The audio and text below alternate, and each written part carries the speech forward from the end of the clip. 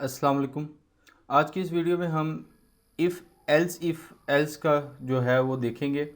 और ये actually statement होती है जब हम इफ़ की स्टेटमेंट लगाते हैं उसके बाद हम मल्टीपल कंडीशंस लगा सकते हैं एल्स इफ़ को यूज़ करने के बाद। अगर हमारी इफ़ और एल्स इफ़ की जितनी भी स्टेटमेंट्स हमने लगाई हैं अगर वो फॉल्स होंगी तो उसके बाद हमारा आखिरी पार्ट एल्स का चलेगा। तो यहाँ पर अब मैं थोड़ा सा काम डिफरेंस करने लगा हूँ। यहाँ पर मैं यूज़र से इनपुट लूँगा और उससे देखूँगा कि आज कौन सा डे वो कह रहा है। मतलब अगर मैं यूज़र से इनपुट लेता हूँ, मैं कहता हूँ यूज़र कोई डे की इनपुट दे, अगर वो फ्राइडे लिखता है तो मेरा फ्राइडे वाली कंडीशन रन होनी चाहिए। तो उसके लिए हमें क्या करना पड़ेगा, सबसे पहले एक HTML की एक नई फाइल बनानी पड़ेगी जिसकी एक्सटेंशन हमें PHP ही रखनी है। याद रखें इसकी एक्सटेंशन PHP ही रहे, HTML आपने नहीं रखनी। तो ये वो फोल्डर है जहाँ पर मेरा पहले PHP की फ़ाइल पड़ी हुई है जिस पे हम काम कर रहे हैं। यहीं पर मैं लिखता हूँ HTML फाइल डॉट PHP। ये एक्सटेंशन आपने PHP ही रखनी है, इसका खास ख्याल रखिएगा। सेव करता हूँ तो ये मेरे पास एक फ़ाइल बन गई। यहाँ पर आकर हम HTML का जो बेसिक स्ट्रक्चर है वो लिख लेते हैं।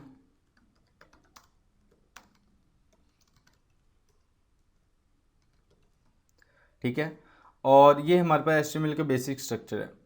अब यहाँ पर मैंने आपको पहले बताया था प्रीरिक्विजिट्स में कि हमें HTML और जावास्क्रिप्ट का नॉलेज होना चाहिए, तो होपफुली आपको HTML का नॉलेज होगा।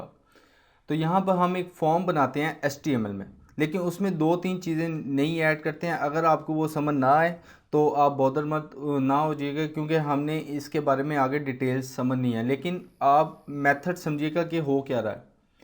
सबसे पहले हम फॉर्म के अंदर एक्शन लिखेंगे। अब एक्शन क्या है? एक्शन वो है जहाँ पर हमने ये डाटा भेजना है। हम इसी पेज के ऊपर भी ले सकते हैं, लेकिन वो बात की बात है, हम इस वीडियो में उस पर नहीं आएंगे। एक्शन असल में कीवर्ड यूज़ होता है कि हमने ये डाटा किस पेज पर भेजना है। अब मैं क्योंकि भेजना चाह रहा हूँ बाइट डॉट PHP के पेज पे, तो मुझे क्या करना है, एक्शन में अपना ये पेज लिखना है बाइट PHP। ठीक है, डॉट PHP भी आप लिख लें, PHP। तो ये मैंने एक्शन के ऊपर अपना पेज लिखा। अब यहाँ पर आकर एक और चीज़ आती है जो कि आती है मेथड। अब मेथड क्या है? मेथड असल में होता है कि इधर हमारे पास दो मेथड होते हैं, पोस्ट और गेट का।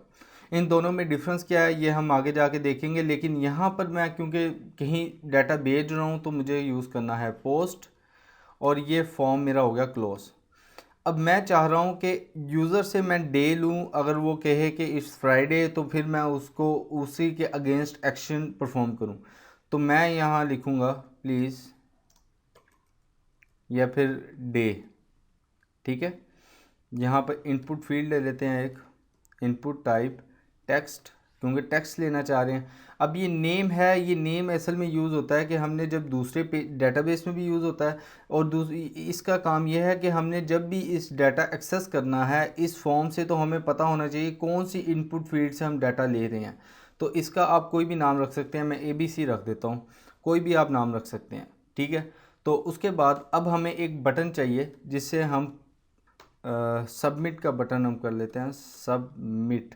ठीक है, सबमिट का बटन होता है हमारे पास, तो इसका नेम अभी वैसे ज़रूरत नहीं है, बाद में ज़रूरत होती है। ठीक है, अभी यहाँ पर आपको इतना थोड़ा बहुत आई होप के समझ आई होगी। हमने एक फॉर्म लिया है, फॉर्म के अंदर एक्शन वो होता है जहाँ पर हमने डाटा भेजना है, हमारा जो पेज है। अब मैं भेजना चाह रहा हूँ बाइट डॉट PHP के पेज पर, तो मैंने इधर अपना वो पेज लिखा।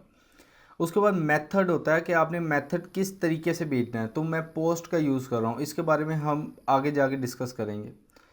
ये इनपुट फील्ड है, सिंपल HTML का फॉर्म बना हुआ है, इसके अलावा और कोई नहीं है।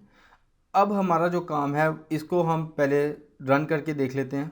यहाँ पर हम लिखते हैं अब लोकल होस्ट 8080 और PHP सैम्पल मेरा फोल्डर है, इसको ऑन कर लेते हैं। अब यहाँ पर देखें हमारे पास कुछ फाइल्स हैं, HTML की फ़ाइल जो कि हमने बनाई, तो ये देखिए मेरे पास HTML की फ़ाइल आ गई। ये मेरे पास ये फॉर्म जो मैंने बनाया उसकी आउटपुट है। ठीक है, इस फॉर्म की अभी ये कुछ नहीं कर रहा, क्योंकि अभी डाटा की अगर मैं कुछ लिखूँगा भी तो आप देखिएगा बस एरर आ रहा है, क्योंकि हमने कुछ भी आगे इसको सेंड नहीं कर रहे, उसको पता ही नहीं है सेंड कहाँ करना है। तो उसके लिए अब हमें क्या करना है, ये पेज हमने HTML के पेज पे बना लिया। अब हम जाते हैं बाइट डॉट PHP के पेज पे। यहाँ पर हमने वो डाटा रिसीव किस तरह से करना है डाटा को रिसीव करने का तरीका है $, फिर इस तरह पोस्ट, और आगे जाकर आपने ब्रैकेट्स के अंदर वो लिखना है जो कि आपने यहाँ पर नेम लिखा है। अब ये क्योंकि हमें इस फील्ड से डाटा गेट करना है, इस फील्ड से, तो हमें इस फील्ड का नेम बताना होगा, तो वो है ABC।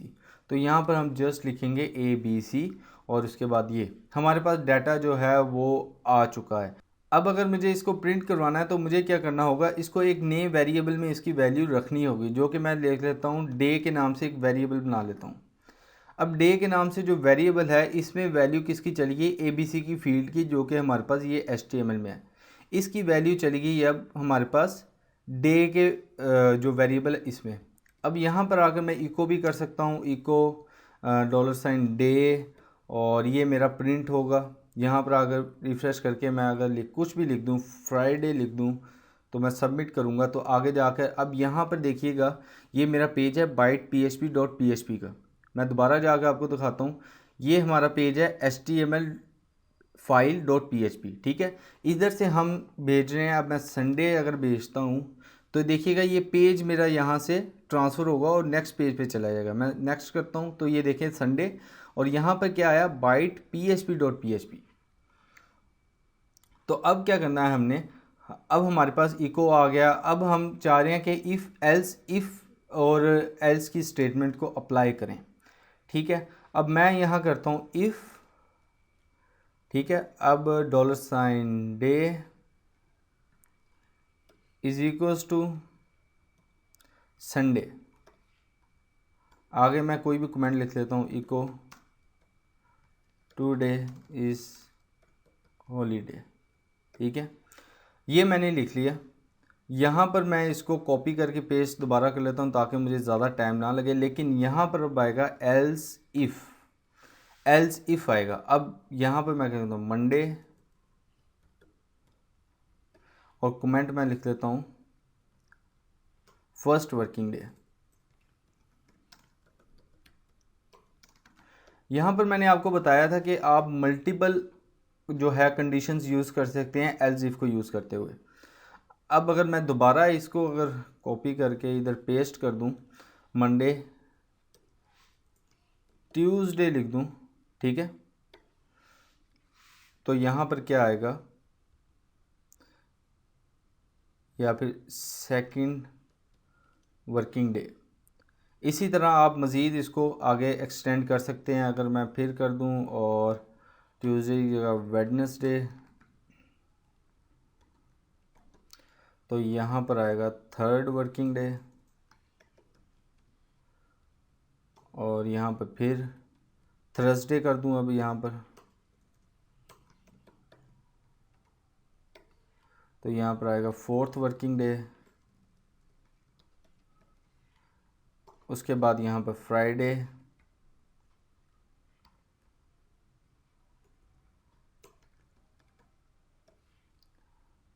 अब यहाँ पर लिखते हैं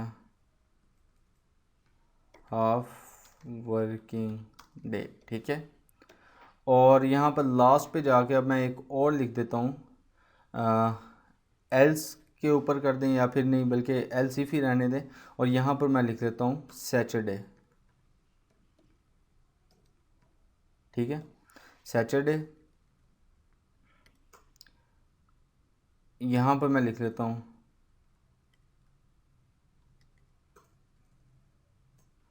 टुडे इज़ हॉलीडे, ठीक है।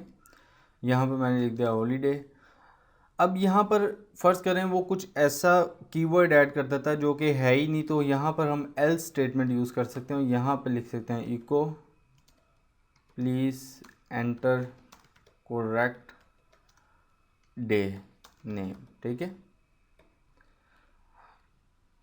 अब ये मेरी भी एक स्टेटमेंट होगी। अगर आपको समझ नहीं आए तो मैं आपको यहाँ पर भी बताता हूँ। यहाँ से मैंने डाटा लिया, यहाँ से डाटा लिया, एक्शन पे मैंने वो डाटा भेजा कहाँ पर, बाइट PHP में। यहाँ से डाटा मैंने रिसीव किया, ठीक है। रिसीव करने के बाद मैंने क्या किया, मैंने कहा अगर आज संडे उसने लिखा है तो उसको ये मैसेज शो हो, अगर उसने संडे लिखा है तो ये मैसेज शो होगा, और उसको नीचे वाली कोई स्टेटमेंट रन नहीं होगी। याद रखें, नीचे वाली कोई स्टेटमेंट रन नहीं होगी। अगर फॉर एग्ज़ाम्पल अगर उसने मंडे लिखा है तो सिर्फ इतना पीस ऑफ कोड एग्जीक्यूट होगा, नीचे वाली कोई स्टेटमेंट एग्जीक्यूट नहीं होगी।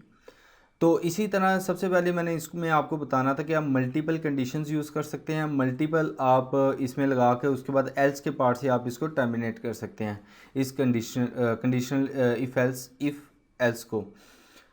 अब इसमें जाकर हम रन करते हैं और देखते हैं क्या होता है। यहाँ पर आएँ, यहाँ पर रिफ़्रेश करें। अब यहाँ पर मैं लिखता हूँ फॉर एग्ज़ाम्पल सैटरडे लिख देता हूँ, सैटरडे। यहाँ पर मैं सबमिट करूँगा तो यहाँ पर कोई एरर आ रहा है, एरर लाइन नंबर 8 में, लाइन नंबर 8 में एरर आ रहा है, ये नहीं डाला हुआ।